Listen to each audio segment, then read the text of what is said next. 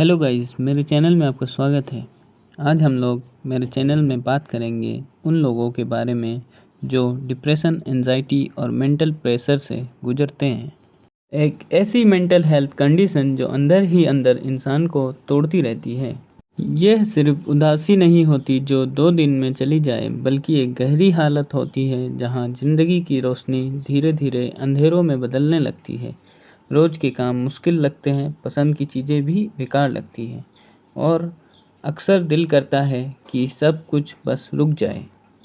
आज के टाइम में डिप्रेशन सिर्फ एक मेडिकल कंडीशन नहीं, बल्कि एक साइलेंट एपिडेमिक बन चुका है।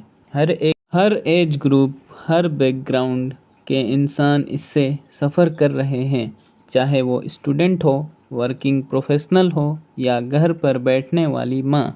लेकिन क्यों? क्या ऐसा बदल गया हमारे आसपास जो डिप्रेशन इतना ज़्यादा बढ़ गया है?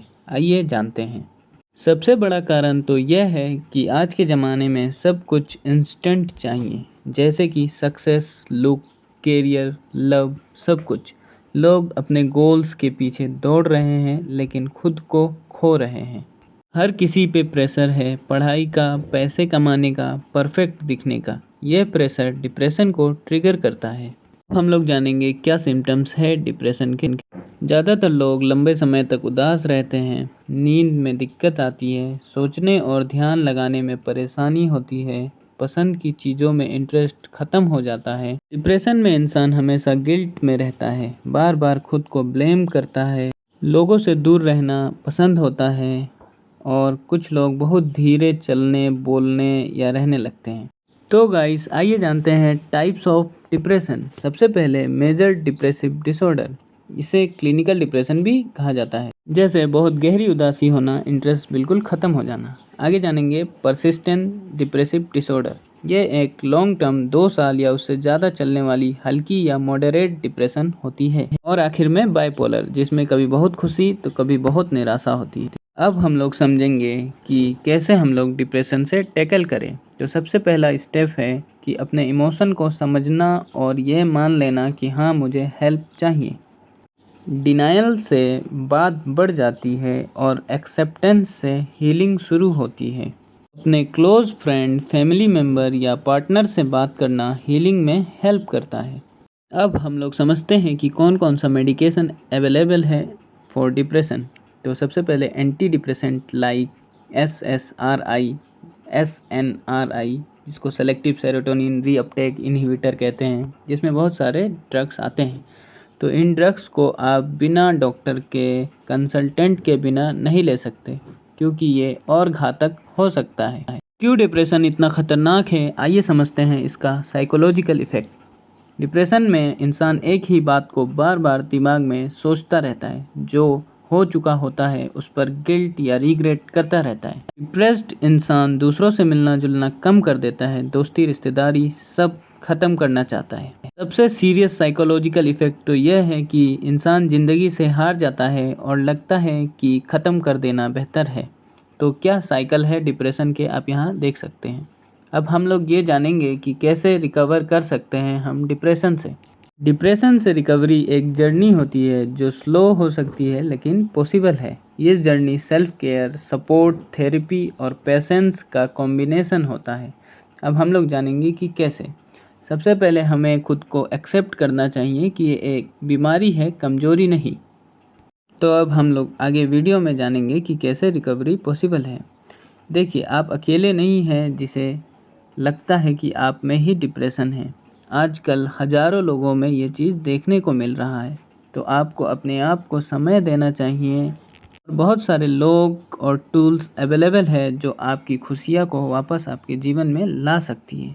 तो आपको इसके लिए खुद शुरुआत करना होगा। और हमें पता है कि आप अपने आप को आसानी से हील कर सकते हैं और वही अपनी पुरानी ज़िंदगी में वापस आ सकते हैं। तो क्या डायग्नोसिस या इवैल्यूएशन कर सकते हैं आप, जिससे आपको पता चले कि आप डिप्रेशन में है। ये सबसे पहले शुरुआत होती है क्लिनिकल इंटरव्यू से, यानी कि डॉक्टर से या थेरेपिस्ट से आप पहले बातचीत शुरू करें। फिर आप स्क्रीनिंग टूल्स होती है जिससे हेल्प होता है कि डिप्रेशन का लेवल क्या है क्या नहीं है। हम लोग समझते हैं कि लाइफस्टाइल चेंजेस क्या इफ़ेक्ट डाल सकता है डिप्रेशन में। बुरा लाइफस्टाइल डिप्रेशन का एक बहुत बड़ा कारण है। तो हम इससे ओवरकम कैसे करें? तो फिजिकल एक्टिविटी जैसे कि वॉकिंग, योगा, स्ट्रेचिंग, कुछ भी करो, लेकिन हर दिन बॉडी को मूव करो। उसके बाद हेल्दी डाइट रखना, और अल्कोहल और स्मोकिंग अगर कोई करता है तो उसे छोड़ना ज़्यादा बेहतर रहता है। यहाँ आप लोग जान सकते हैं कि रेगुलर एक्सरसाइज, मेडिटेशन और एडिक्वेट स्लीप कैसे प्रभाव डालता है डिप्रेशन से बाहर निकलने के लिए। तो फैमिली का क्या रोल है ड्यूरिंग द डिप्रेशन? दोस्तों और परिवार का बहुत बड़ा रोल होता है ड्यूरिंग डिप्रेशन। यह इंसान को डूबने से बचा सकते हैं या फिर कभी कभी समझ न पाने पर और भी उदासी बढ़ा सकते हैं। तो सबसे पहले तो यह पहचान करना ज़रूरी है कि कौन डिप्रेशन में है। डिप्रेस्ड इंसान अक्सर अपने फीलिंग्स को छुपाता है। फैमिली और क्लोज दोस्त उनकी आंखों, बातों या रूटीन या साइलेंस से समझ सकते हैं, और जब तक वो इंसान उस इंसान पर ट्रस्ट बिल्ड ना करे तब तक ये काम बहुत मुश्किल हो जाता है। आज के इस AI ज़माने में कैसे सोशल मीडिया इफ़ेक्ट करता है हमारे मेंटल हेल्थ को, आइए जानते हैं। आज के ज़माने में साइबर बुलिंग सबसे बड़ा कारण है डिप्रेशन और एंजाइटी का। साइबर बुलिंग क्या होता है? जब कोई किसी को ऑनलाइन सोशल मीडिया में इंसल्ट या धमकाता है या ट्रोल करता है तो उसे साइबर बुलिंग कहते हैं, और इससे बहुत इम्पैक्ट पड़ता है हमारे मेंटल हेल्थ पर। तो गाइस, आइए समझते हैं कि थेरेपीज़ डिप्रेशन में क्या इफ़ेक्ट डालता है। थेरेपीज़ यानी काउंसलिंग या मनोवैज्ञानिक इलाज का बहुत बड़ा रोल होता है। ये मेडिसिन के बिना या मेडिसिन के साथ मिलकर काम करती है। सबसे पहले कॉग्निटिव बिहेवियरल थेरेपी CBT। ये थेरेपी आपको सिखाती है कैसे नेगेटिव थॉट को पहचान कर पॉजिटिव सोच डेवलप करें। अब हम लोग आगे समझते हैं डिप्रेशन टीनेजर्स में क्यों ज़्यादा देखने को मिलता है। एकेडमिक प्रेशर सबसे बड़ा कारण है। उसके बाद body image, breakup, relationship issues या बुलिंग या साइबर बुलिंग भी बहुत बड़ा कारण है, और फैमिली प्रॉब्लम भी इसमें आता है। और सबसे इम्पोर्टेंट, आजकल सोशल मीडिया का इस्तेमाल बहुत है, तो इसके अंदर जो कंपैरिजन है वो भी एक बहुत बड़ा कारण बनता है। आइए अब समझते हैं वर्क प्लेस एंड डिप्रेशन। जब कोई एम्प्लॉई कंटिन्यूसली ऑफिस स्ट्रेस की वजह से मेंटली ड्रेन्ड, होपलेस या इमोशनली नम फील करता है तो उसे वर्क प्लेस डिप्रेशन।